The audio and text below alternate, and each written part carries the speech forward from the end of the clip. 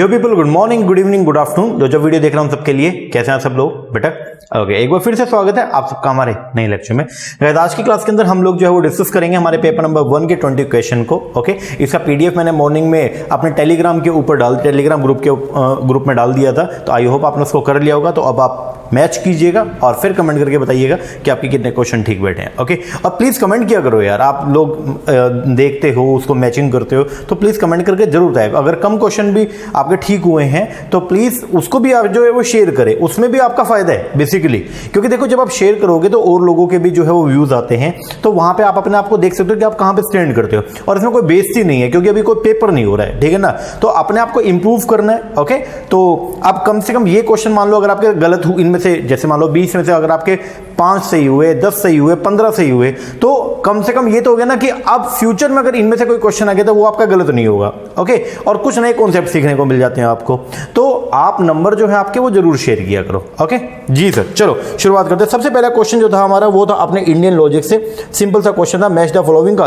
कुछ कॉन्सेप्ट थे और कुछ स्कूल ऑफ थॉट थे, उनको मैच करना था। पहले अगर बात करूंगा किसका, निर्वाण का, तो निर्वाण जो है वो क्या है बेसिकली? निर्वाण जो है ये अल्टीमेट स्पिरिचुअल गोल होता है किसका? बुद्धिज्म का, जिसका मतलब होता है ब्लोइंग आउट या फिर क्वेंचिंग। क्वेंचिंग का मतलब जो है वो क्या होता है? शांति। तो निर्वाण जो है वो बेसिकली रिलेटेड है किससे? बुद्धिज्म से। इसके बाद ये है निश्लेषा। निश्लेषा जो है वो रिलेटेड है किससे? उपनिषद, जिसका मतलब जो है वो क्या होता है? आपका क्वेस्ट फॉर वन सेल्फ, मतलब खुद को जानना, ठीक है, उसको बोलते हैं क्या? निशेषा। It is the quest for one self, बोले तो सर्च ऑफ इनेट आध्यात्मिकता विद इन वन सेल्फ, अपने आप को जो है पहचानना, अपने आप के अंदर शांति ढूंढना, उसको बोलते हैं आप लोग क्या? निशेषा। तो ये इसका हो गया आपका क्या? उपनिषद। फिर ये अपरोज्ञा। अपरोज्ञा जो है वो रिलेटेड है किससे? जैनिज्म से। ये उल्टा है किसका? प्रवज्ञा का। प्रवज्ञा का जो है वो रिलेटेड होता है किससे? वो होता है आपके मटेरियल आइटम से। ओके, तो वहां पे इंसान मेहनत करता है, फिर वो मर जाएगा, फिर दोबारा उसको मेहनत करना पड़ेगा, और ये इसका बिल्कुल उल्टा होता है, ठीक है। और मोक्ष जो है वो है किससे रिलेटेड? आपके संख्य से। तो इसका आंसर जो बना वो फर्स्ट का वो क्या बना? ए। बोले तो ए का 4, बी का 3, सी का 2, डी का 1।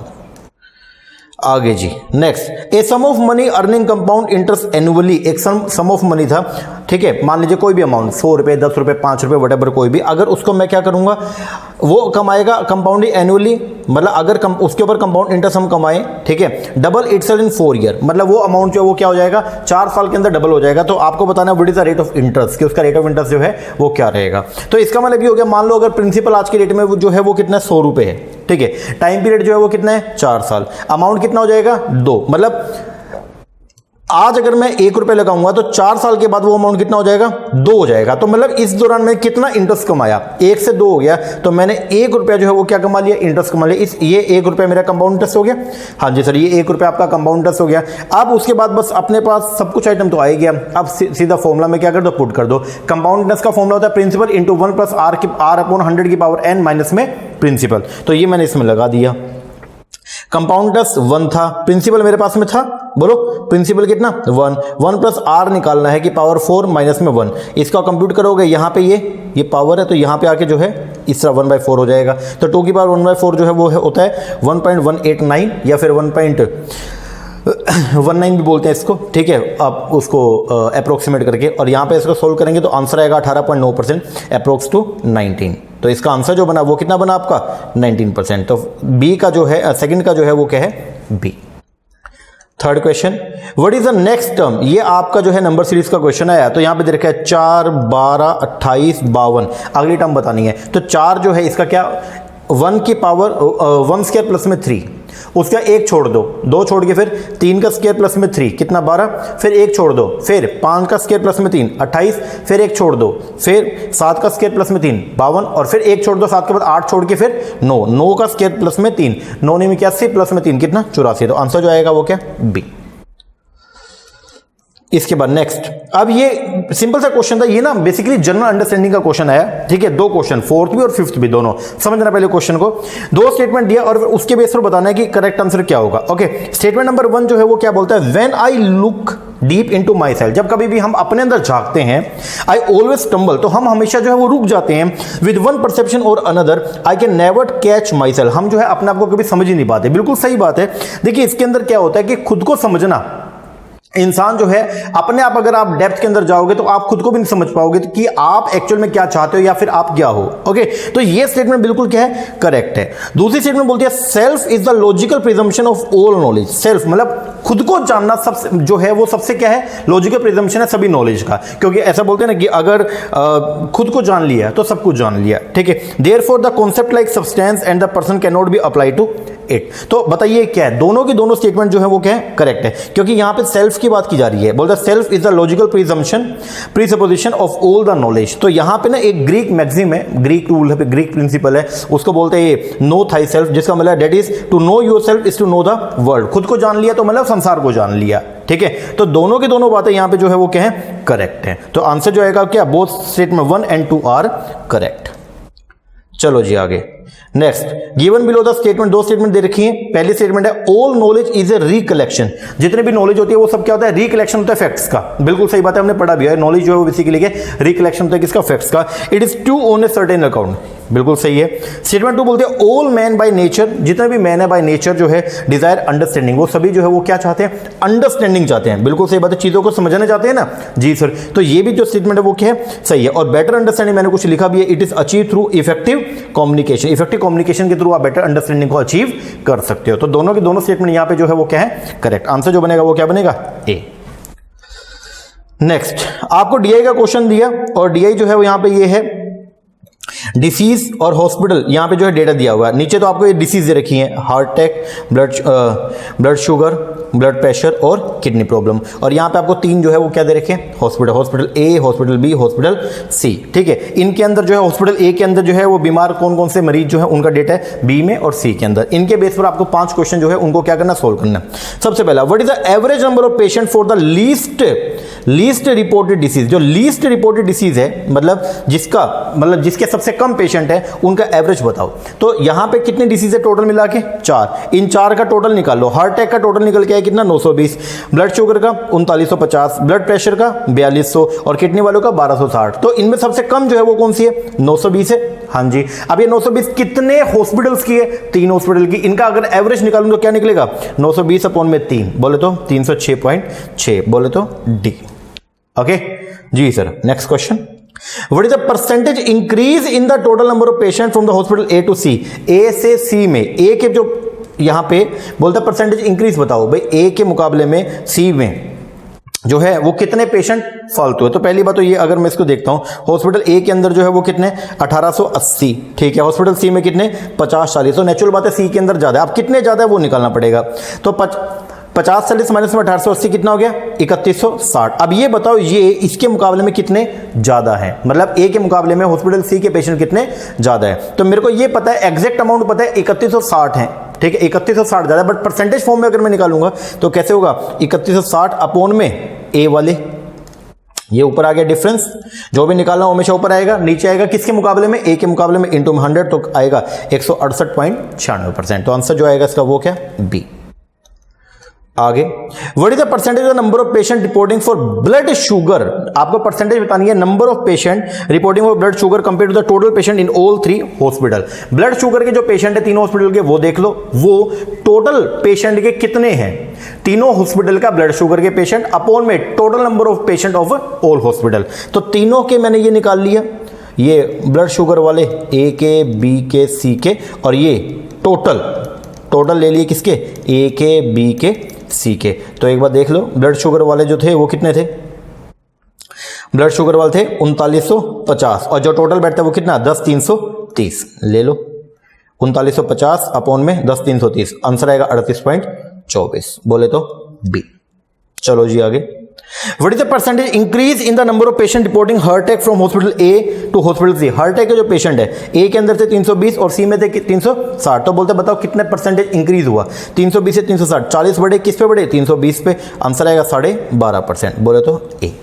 और लास्ट जो है वो है क्या, for patient reporting for kidney problem. अगर पेशेंट की बात करते हैं जो किडनी प्रॉब्लम वाले, what is the ratio the number of patient reporting at hospital A and hospital C. तो आपको उनका रेशियो बताना है। हॉस्पिटल ए में किडनी प्रॉब्लम वाले जो पेशेंट है वो हैं 210, और हॉस्पिटल सी के अंदर किडनी वाले कितने 630। दोनों का रेशियो निकालेंगे 1:3 बोले तो सी। चलो जी आगे, अब आ गया जी आपको एनवायरनमेंट से रिलेटेड यहां पे कुछ दिया हुआ है क्या, category of the environmental education objective and the example of those objective. सबसे पहला एनवायरमेंटल अवेयरनेस, अगर बात करेंगे अवेयरनेस के बारे में तो यहां पे हम लोग जो है वो क्या करते हैं, इंडिविजुअल को, सोशल ग्रुप को मदद करेंगे क्या करने में, एक्वायर करने में sensitivity to the total environment, total environment के बारे में नॉलेज देने में हेल्प करते हैं, उसको बोलते हैं एनवायरमेंटल अवेयरनेस। तो ए का हो गया।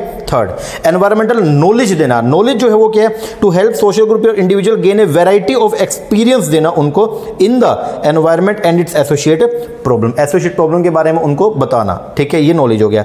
एटीट्यूड का मतलब जो है वो क्या होता है कि सेट ऑफ वैल्यूज जो है, एनवायरमेंट की जो सेट ऑफ वैल्यूज है वो बताना, किसको, सोशल ग्रुप को या फिर इंडिविजुअल को। तो एटीट्यूड का मतलब यहां पे हो गया to help social group and individual acquire set of value, value की बात आ गया एटीट्यूड।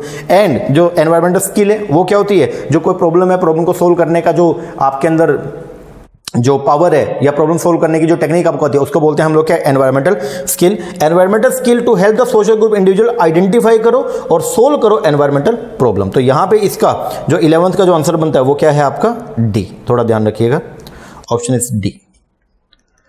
चलो जी, आप बोलते हैं noise pollution is measured in decibel, जो नॉइज पोल्यूशन है उसको निकालते हैं हम किसमें, डीबी में, with reference to the standard sound intensity of the following magnitude. तो बोलता है कि नॉइज पोल्यूशन को मेजर करते हैं डीबी के अंदर with reference to the standard sound intensity, जिसके अंदर एक स्टैंडर्ड साउंड इंटेंसिटी होती है। तो बताओ वो क्या है। तो देखो साउंड इंटेंसिटी का पहले तो मतलब क्या है, साउंड इंटेंसिटी का मतलब होता है power of the sound wave, जो साउंड वेव्स है उनकी power per unit of area, ठीक है। अब इसको निकालते हैं कैसे, इसको देखते हैं हम पिको वोट के फॉर्म में। तो 0 डेसिबल डीबी का मतलब जो है वो क्या होता है, 1 पिको वोट पर मीटर स्क्वायर। तो ये थोड़ा ध्यान रखिएगा, तो ये आएगा क्या, 1 पिको वाट।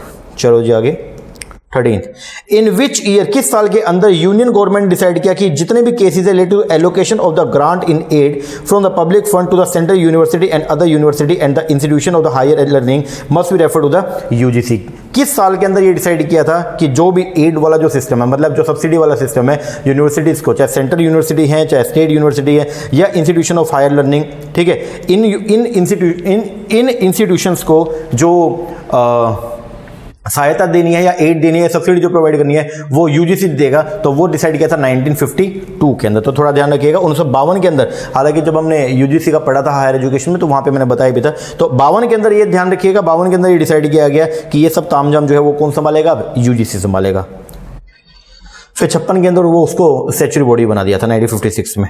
आगे, इन ए पोल्यूटेड अर्बन एरिया, अगर बात करें पोल्यूटेड अर्बन एरिया की, which one of the following has the highest concentration in the photochemical smoke. तो फोटोकेमिकल स्मोक में सबसे ज्यादा कंसंट्रेशन जो है वो किसका होता है, तो वो होता है किसका, ओजोन का। वैसे लिखा भी है मैंने यहाँ पे, photochemical smoke are formed by the action of the sunlight. Photochemical smoke कैसे बनता है, ये बनता है action of the sunlight on oxide of nitrogen and subsequent reaction with the hydrocarbon. तो ये थोड़ा ध्यान रखिएगा। Among the pollutant involve in the photochemical smoke are ozone. इसमें फोटोकेमिकल स्मोक में जो आते हैं वो है ओजोन, नाइट्रोजन डाइऑक्साइड और ये पेरोक्साइकल नाइट्रेट, जिसको पेन बोलते हैं। तो इसका आंसर जो है वो क्या बन रहा है आपका, ओजोन। हाईएस्ट कंसंट्रेशन ओजोन का। इसके बाद मैच द फॉलोइंग का आ गया। कुछ प्रोटोकॉल हैं और उनके प्रोविजन। मॉन्ट्रियल प्रोटोकॉल सिंपल सा, मॉन्ट्रियल प्रोटोकॉल था फेज आउट करने के लिए ओजोन डिप्लीटिंग सब्सटेंस को। पेरिस एग्रीमेंट लेके आए थे किसके लिए, जो ग्रीन हाउस गैसेज हैं, ठीक है, उनके एमिशन के ऊपर रोक लगाने के लिए। इंटेंडेड नेशनल डिटरमाइन कंट्रीब्यूशन उसने दिया था COP किसके अंदर। क्लाइमेट एक्शन जो है वो किसके लिए था, इंटीग्रेटेड वाटर रिसोर्स मैनेजमेंट के लिए। और क्योटो प्रोटोकॉल जो एमिशन ट्रेडिंग होती है, ठीक है, CO2 की, उसके लिए आया था। तो इसका 15वां का जो आंसर बना है वो क्या, डी। नेक्स्ट, चाइनीज स्कॉलर जो ये था आपका ह्यूआन ज़ैंग, ये विजिट किया नालंदा यूनिवर्सिटी को कब, ये 7th सेंचुरी के अंदर आया था। 610 AD के अंदर जो है ये इसका जन्म हुआ। उसके बाद जो है 7th सेंचुरी के अंदर जो है इसने नालंदा यूनिवर्सिटी को क्या किया, विजिट किया था।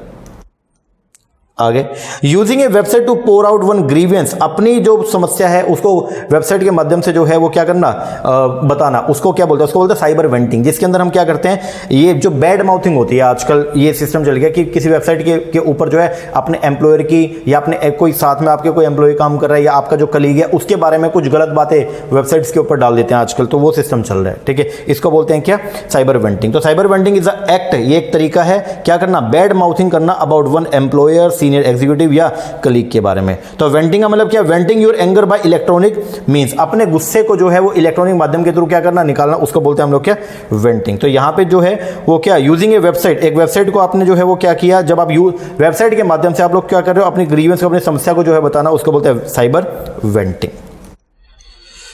आगे स्पीड ऑफ इंटरनेट को कैसे मेजर करते हैं, वो करते हैं जीबीपीएस के अंदर, ठीक है। लेकिन ये जो चार हैं वो भी समझ लो, गीगाहर्ट्ज़ ये प्रोसेसर की स्पीड को बताता है, जीबी जो है वो कंप्यूटर मेमोरी के लिए होता है, और डीपीआई जो है वो डॉट्स पर मिनट, ये होता है किसके लिए, प्रिंटिंग के लिए। तो इसका आंसर जो बनेगा वो क्या बनेगा, B. Next, which of the following correctly list computer memory type from lowest to highest, सबसे कम स्पीड से सबसे हाईएस्ट स्पीड पे जाना है। तो सबसे कम स्पीड होती है किसका, सेकेंडरी स्टोरेज का, फिर उसके बाद मेन मेमोरी, और फिर क्या, कैश। सबसे हाई जो है वो कौन सा, कैश मेमोरी। तो इसका आंसर जो बनेगा वो क्या बनेगा, सी। और last, which what is the full form of the abbreviation GIF. तो जीआईएफ का जो है वो फुल फॉर्म जो है वो बताना है आपको। तो जीआईएफ पहली बात तो क्या है, ये एक इमेज का फाइल फॉर्मेट होता है। इसके अलावा जेपीजी भी होता है, लेकिन उसको अब यूज नहीं करते, क्यों, क्योंकि उसके अंदर जब आप उसको साइज को कंप्रेस करोगे तो उसकी क्वालिटी खत्म हो जाती है, लेकिन जीआईएफ के अंदर ऐसा नहीं होता। तो जीआईएफ जो है वो इमेज फाइल फॉर्मेट है, जिसको यूज करते हैं किसके लिए, इमेज के लिए ऑन द वेब। तो इसका फुल फॉर्म जो है जीआईएफ का वो क्या है, वो है आपका ग्राफिक इंटरचेंज फॉर्मेट, 20 का ए। ओके जी सर, लो जी, ये हो गए हैं आपके 20 क्वेश्चन पेपर 1 के, इसको कीजिए। ओके, और फिर कमेंट करके बताइएगा आपके कितने क्वेश्चन ठीक बैठे हैं। ओके जी सर, और पेपर 2 के अभी थोड़ी देर के अंदर हम डालेंगे उसका वीडियो भी, ठीक है। तो ये कीजिए, मिलते हैं नेक्स्ट सेक्शन में, तब तक के लिए थैंक यू वेरी मच।